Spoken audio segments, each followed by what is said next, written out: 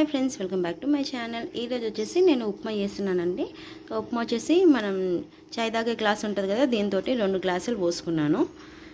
దాని తర్వాత ఇంకా టమాటో, ఆనియన్, కరివేపాకు, 2 పచ్చిమిర్చి, ఇక పోపు దినుసులు. ఫస్ట్ మనము ప్యాన్ పెట్టేసుకుందాము. ప్యాన్ హీట్ అయిపోయింది. ఇప్పుడు ఆయిల్ వేసుకుందాము. నూనె వేడైపోయింది కదా, ఇప్పుడు జీలకర్ర ఆవాలు వేసేసుకుందాం.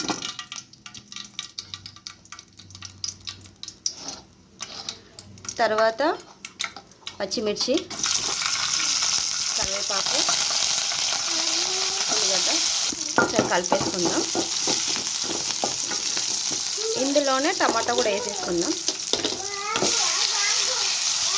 మంచిగా వేగిపోయింది కదా, సో ఇందులోనే మనము ఉప్పు వేసేసుకుందాము.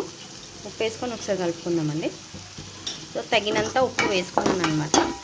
ఇలా మంచిగా కలుపుకొని, సో ఇందులోనే నేను వాటర్ యాడ్ చేస్తున్నాను. వాటర్ ఏంటంటే చెప్పాను కదా, ఈ కప్పుతోని 2 కప్స్ తీసుకున్నాను రవ్వ. సో నేను లిక్విడ్గానే తింటాను అనమాట, పల్చిగానే తింటాను. గట్టిగా తింటే మా పిల్లలు కూడా తినరు. సో దానికి 2 కప్పులకి నేను 5 కప్పుల వాటర్ పోస్తున్నాను.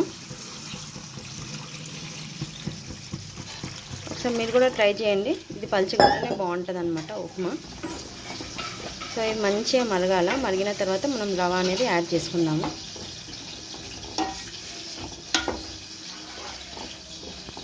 మంచిగా ఇది మసిలిపోయింది కదా, ఇప్పుడు మనం రవ్వ అనేది యాడ్ చేసుకుందాము.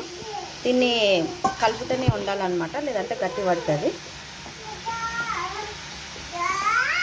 ఇది ఇట్లా పల్చగా ఉంటేనే చాలా మంచిగా అనిపిస్తుంది నాకైతే. ఫైనల్గా కొత్తిమీర వేసేసుకొని సర్వ్ చేసుకుంటే వేడి వేడి ఉప్మా రెడీ అయిపోతుంది. మీకు ఈ వీడియో నచ్చినట్లయితే లైక్, షేర్, సబ్స్క్రైబ్.